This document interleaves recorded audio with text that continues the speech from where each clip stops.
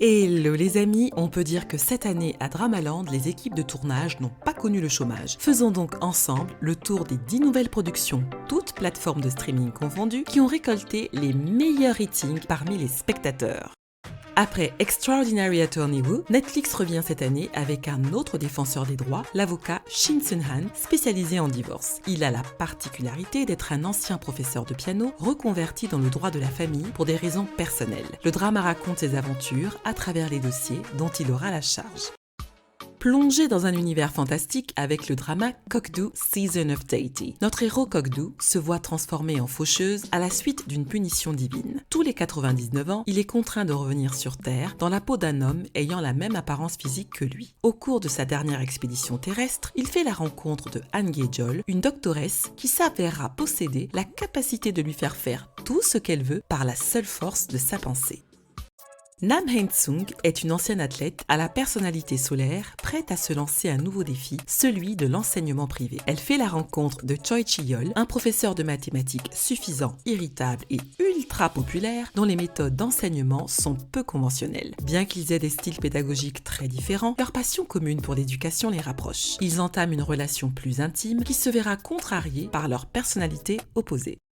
Cette année, les avocats sont à l'honneur. On retrouve dans Strangers Again l'histoire de l'ex-couple d'avocats formé par les acteurs Kang So-ra et Jung Sung-jo. Ils sont reconnus pour leur grande efficacité qui leur vient peut-être de leur expérience passée de leur propre divorce. Le hasard voudra que ces deux-là se retrouvent collègues au sein du même cabinet et qu'ils doivent collaborer pour le bien de leurs clients. Cependant, cette collaboration sera perturbée par les griefs non dits de leur échec nuptial.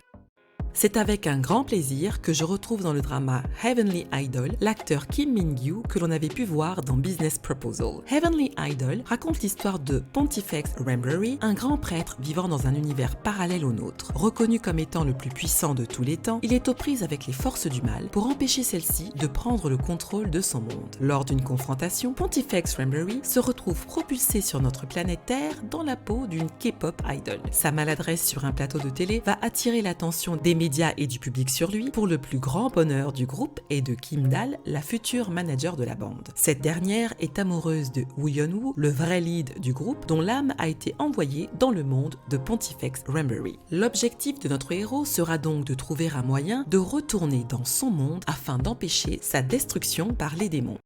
Cette histoire est un vrai mélodrame qui devrait ravir vos petits cœurs. Call It Love raconte l'histoire de Shim Woo-joo qui a été expulsée de sa maison familiale par la maîtresse de son père à la mort de ce dernier. Déterminée à se venger, elle intègre la société du fils de la maîtresse de son père, le PDG Han Dong-jin, afin de détruire l'entreprise de l'intérieur. Contre toute attente, Han Dong-jin se révèle être un homme différent de sa mère dont la vie n'a pas été un long fleuve tranquille. Et peu à peu, le désir de vengeance de Woo-joo va se muer en amour impossible. Le drama est disponible sur Disney+. Mon Univers Drama, chaîne spécialisée en drama asiatique. Non mais je rigole, ce n'est pas encore un drama quoique, mais la chaîne que vous regardez en ce moment. Si mon contenu vous apporte de la valeur ou vous divertit, alors abonnez-vous, likez et partagez les vidéos.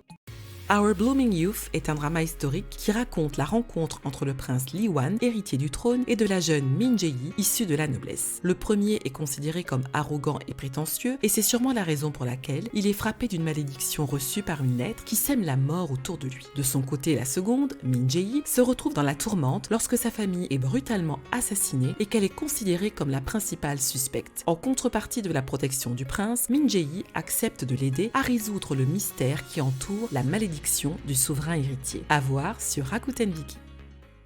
Love to Hate You. Cette série produite par Netflix raconte la vraie fausse relation amoureuse entre Yeon Mi-ran, une avocate qui déteste perdre face aux hommes, et un acteur de K-drama, Nam Kang-ho, qui n'a lui aucune confiance en la jante féminine. Taxi Driver revient avec un nouvel épisode mettant en scène la compagnie de taxi Rainbow. Tout comme dans le premier volet, Kim Do-ki et ses amis, derrière leur apparente activité de transport, se font justicier pour des clients particuliers. Je ne veux pas trop en dire pour ne pas spoiler ceux qui n'auraient pas vu la première saison de cette saga, disponible sur Rakuten Viki.